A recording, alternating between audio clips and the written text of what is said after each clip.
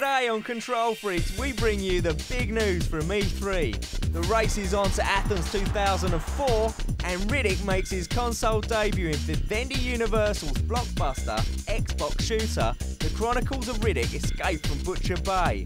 So sit back and put down your controller as we take you to Los Angeles, California.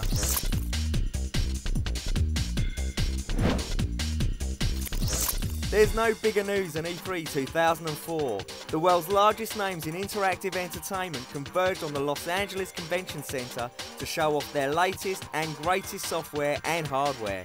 For publishers and developers, there's no better opportunity to close deals.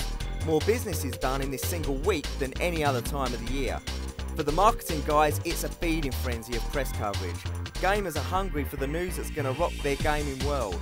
And a few worlds will rock this year, with some old favourites and new surprises stealing the limelight. The biggest revelation of E3 this year is the gargantuan battle about to be waged on the handheld front. Nintendo raised the roof of its press conference with a demonstration of the successor to the Game Boy Advance SP, the Game Boy DS. Nintendo's new unit sports some very impressive features and a refreshingly tactile approach to gameplay, boasting 2 TFT screens that can be used in a multitude of ways, including touchscreens. Sony's first foray into the handheld gaming market seems destined for success, as the PSP was the talk of the show, and although the models on display were limited, everybody wanted to see them, and everybody who saw them wanted one. Sony definitely has a knack for designing hardware that screams "buy me." More than just a games machine, the PSP is the Walkman of the 21st century, boasting features enabling you to listen to music, watch movies, and play your favourite games. Nokia's new N-Gage was launched with much fanfare in the round and an impressive lineup of third-party support. Nokia have learnt a lot over the past 12 months, and the new unit looks much slicker, and the swag of interface improvements promises a friendlier user experience. Add to that, you no longer have to remove the back of your unit to change games. N-Gage will be under enormous pressure with the release of new hardware from Nintendo and Sony, and only time will tell if the unit can survive in a very competitive market. Xbox may have had the biggest story by not releasing the news everybody was waiting for. There was no mention of Xbox 2. Obviously the race is on to get the next generation of console hardware to market, but it looks like we'll have to wait another year. Big news for Xbox and EA though, as they announced the integration of Xbox Live into all future EA Sports titles. The relationship we announced with Electronic Arts today around Xbox Live is very significant for our customers. It really brings to life the experiences they've asked us for. They've asked both Electronic Arts and the Xbox team to make sure Electronic Arts games can be played on Xbox Live. And we've delivered on that experience in a big way, with more than 15 titles coming over the next 12 months. That's how we meet customers' needs. That's how we create a great gaming experience on Xbox. Speaking of hardware, Infinium Labs had its first showing of the Phantom console, and we got to see one in the flesh. Or should we say plastic? A device designed to cross the bridge between the computer room and the lounge room, the Phantom was attracting quite a lot of interest. We did like the unique lap keyboard mouse device too. While we're talking input devices, E3 2004 was the year the controller took a back seat. Sure, the majority of games use your trusty gamepad, but there were more options for gamers this year. iToy had a strong showing with more titles integrating the unit into gameplay, as standalone or minigames. Sony have also released SingStar, taking on the karaoke challenge with some impressive software that actually judges your singing performance.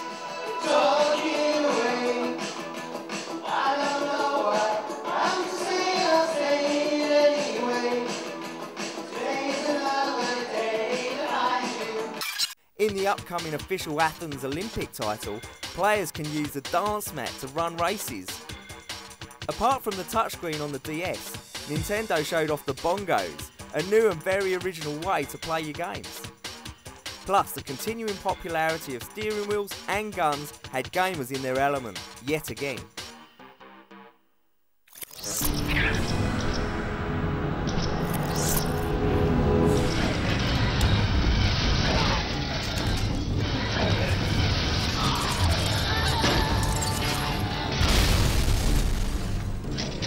Unholy demons! While I live, Castle Hawkmoor will never fall! To victory!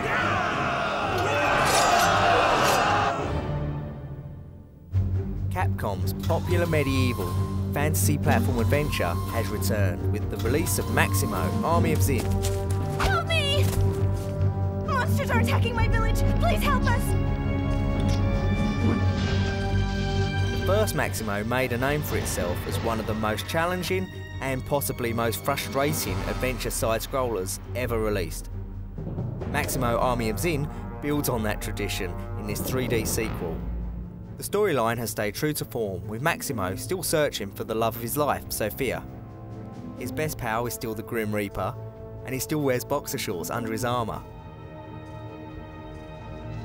Oh, and this game is still about battle. Have sword, will slice, dice and carve.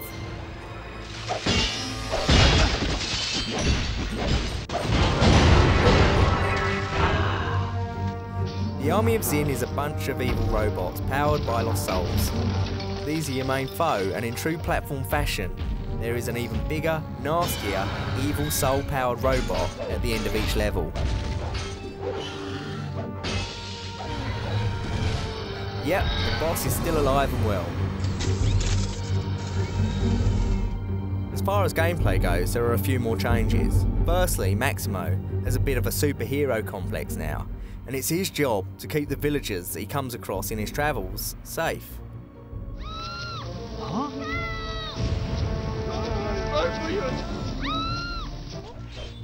This adds a little more purpose to the quest, rather than just looking for the keys and the shortest route to level completion. While we're on that subject, Army of Zin is a lot more linear than its predecessor, and you are pretty much guided in the right direction. Maximo's underwear plays a larger role this time round, with particular boxer shorts giving Maximo special abilities. Another thing you'll notice is you can play Reaper whenever the Grim meter is full. Don't get too used to it though. If you blink twice or scratch yourself, you'll be reverting back to Maximo before you had a chance to experience the joy of death. Like most platformers, it's all about collecting. For Maximo, it's coins. This time round, all the good gear can't be found just lying around in a pot or under a chest. This time Maximo has to buy his way to groovy gladiator style glory, even special moves. The visuals and gameplay are a little disappointing, but as the game progresses, so does the quality. One feels that the developers could have gone back to the first few levels and tightened them up a bit, just to add more interest. After all, the first few levels are the ones we play first, and a gamer can quickly be lost if it doesn't play well in the shop.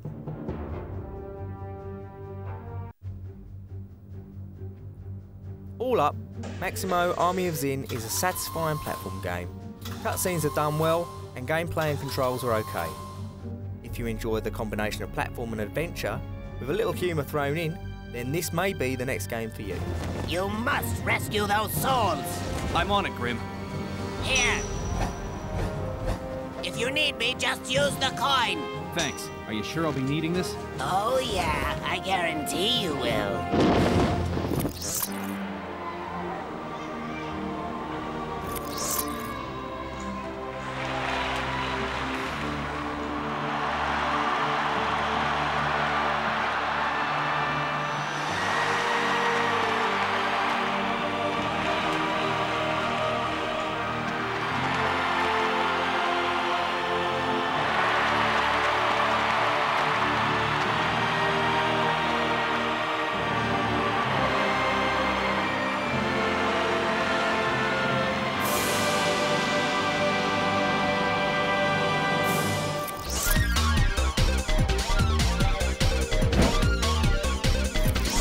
Later on Control Freaks, Riddick makes it to the Xbox, and 5 games make it to the most wanted list. Control Freaks!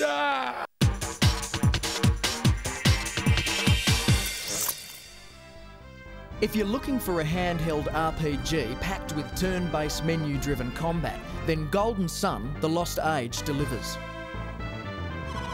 The almost too lengthy opening recap provides all the background you need to catch up on the story behind the Golden Sun series. Your team of travellers continues the journey while battling a range of enemies using well-animated physical attacks, magical element-based synergy and the ability to unleash special moves performed by your djinn. Golden Sun, The Lost Age's graphics and gameplay have surpassed its predecessor's high level of quality. Our rating for this GBA game, 4.5 stars.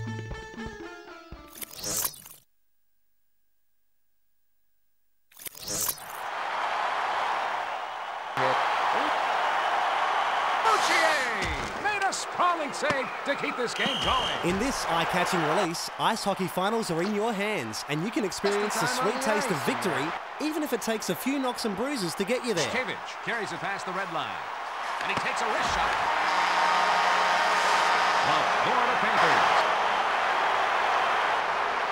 ESPN is right behind this game, so playing and listening to it is almost like watching the real thing, not to mention the camera angles and player moves that mimic a real-life broadcast.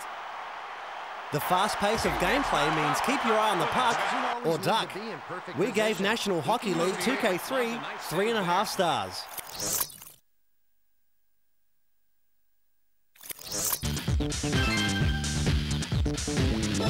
In Monkey Ball Junior, you have to guide your ball through 60 progressively difficult floors filled with steps, bumps, moving platforms and more. It's addictive, challenging, infuriating and fun. The 4 mini-games are great, especially in multiplayer mode, and help you to calm down after another hour on that tricky level. These include Monkey Bowling, Monkey Fight, Monkey Golf, and Monkey Duel. This game may send you bananas, but you'll have a ball. Super Monkey Ball Junior rocks. Well, rolls. 4 stars. Metroid Prime has landed on the GameCube and has to be seen to be believed. Bounty hunter Samus returns slicker than ever in this 3D first-person adventure shooter. From the moment Samus lands on Talon 4, she's plunged into a huge and highly detailed environment. With particle effects like rain droplets appearing on her visor to heat haze rising from her gun, her surroundings seem to react with every movement, creating an intense sense of atmosphere as Samus travels through the extremely well-designed levels. Best of all, there are no loading screens, which means seamless transitions between areas.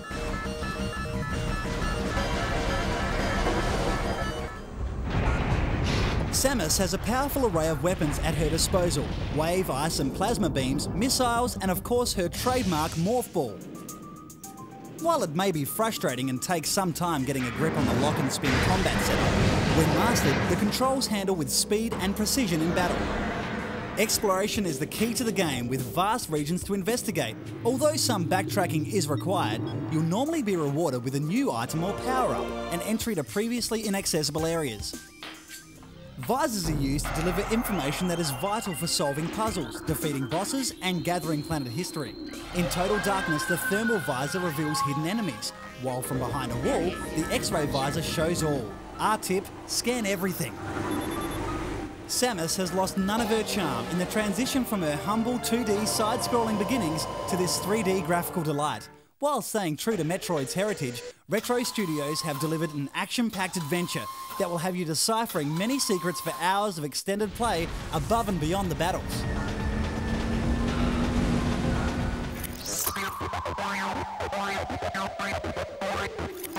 Wipeout, with its incredible futuristic graphics and music by well-known ambient music acts, was quickly identified as the best game on the PS1. And it was reported that shortly after its launch, a copy of the game was being bought with every new PlayStation. The game set new standards for graphics, design and sound, enlisting the artistic talents of the Designer Republic and music from the Chemical Brothers and Left Field. This was the first time that game developers looked outside their own offices for greater creative input. Psygnosis changed the way games are made, and their legacy still lives on.